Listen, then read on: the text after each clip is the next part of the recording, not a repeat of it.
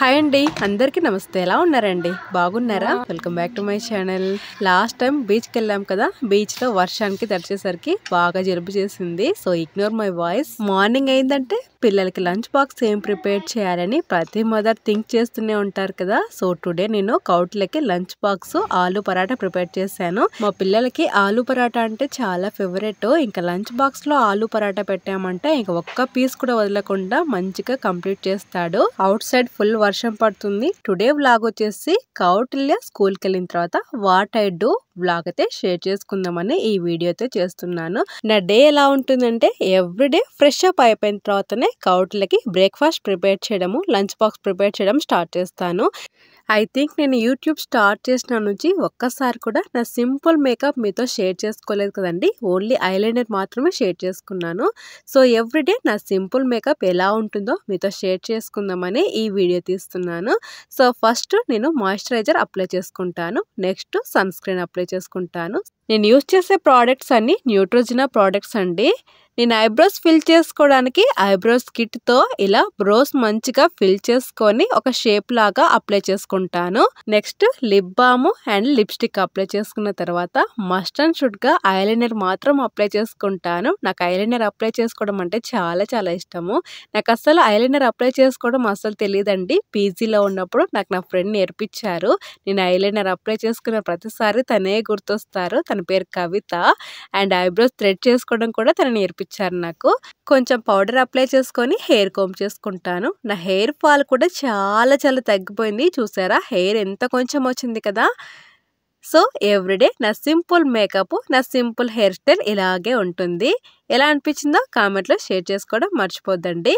Everyday morning ఇలా ready అయ్యి day start చేస్తే ఎంత ఫ్రెష్గా ఉంటుందో. నాకు కూడా చాలా చాలా ఇష్టము. మనం ఫ్రెష్గా ఉంటాము, డే కూడా చాలా ఫ్రెష్గా ఉన్నట్లు అనిపిస్తుంది. హోమ్ని బ్రైట్గా చేయడానికి విండోస్ కూడా ఓపెన్ చేశాను. నాకు ఈ డైనింగ్ టేబుల్ దగ్గర విండో అంటే చాలా చాలా ఇష్టము.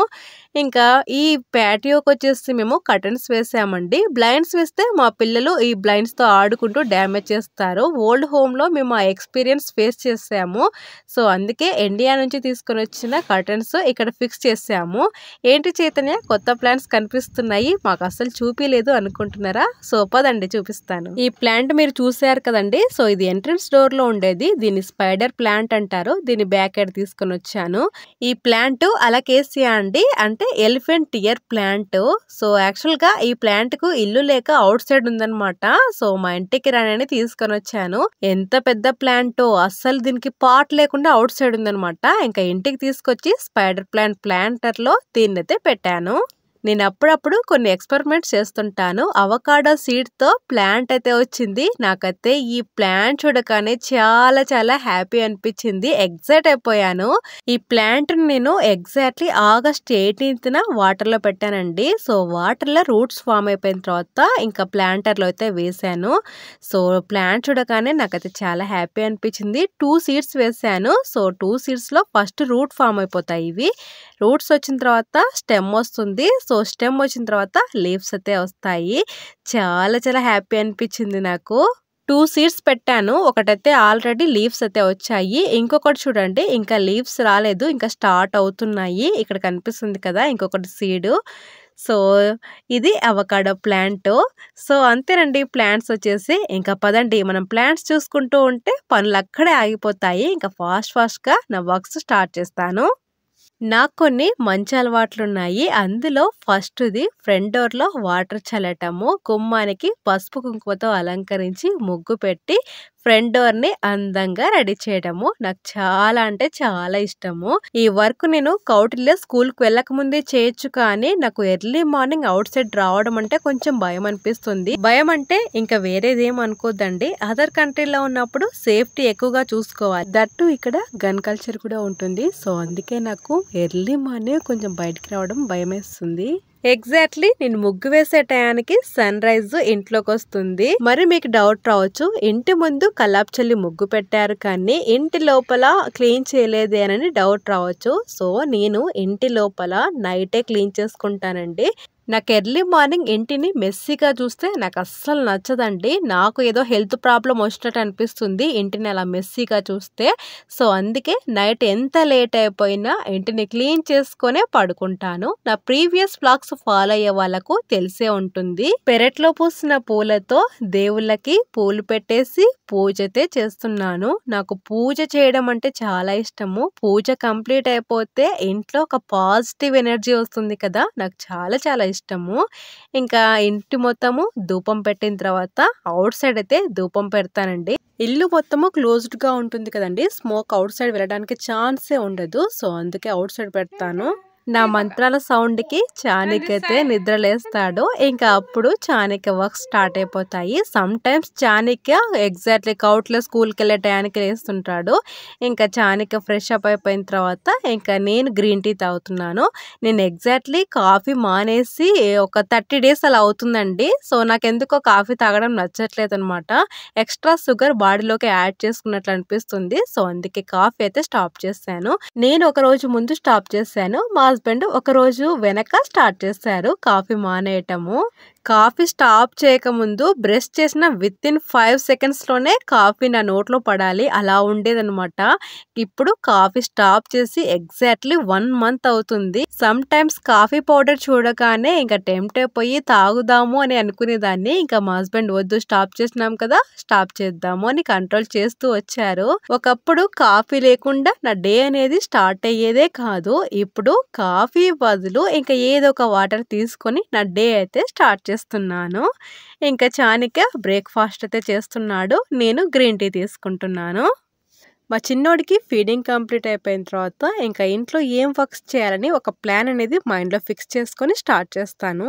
యాక్చువల్గా చాణిక్య బ్రేక్ఫాస్ట్ అయిపోయిన తర్వాత మేము అవుట్ సైడ్ వాకింగ్కి వెళ్తాము. సో ఆ రోజు వెదర్ అస్సలు బాగాలేదు. సో అందుకే వాకింగ్ అనేది స్కిప్ చేసాం కదా, ఇంకా ఇంట్లో వర్క్స్ అయితే స్టార్ట్ చేశాను.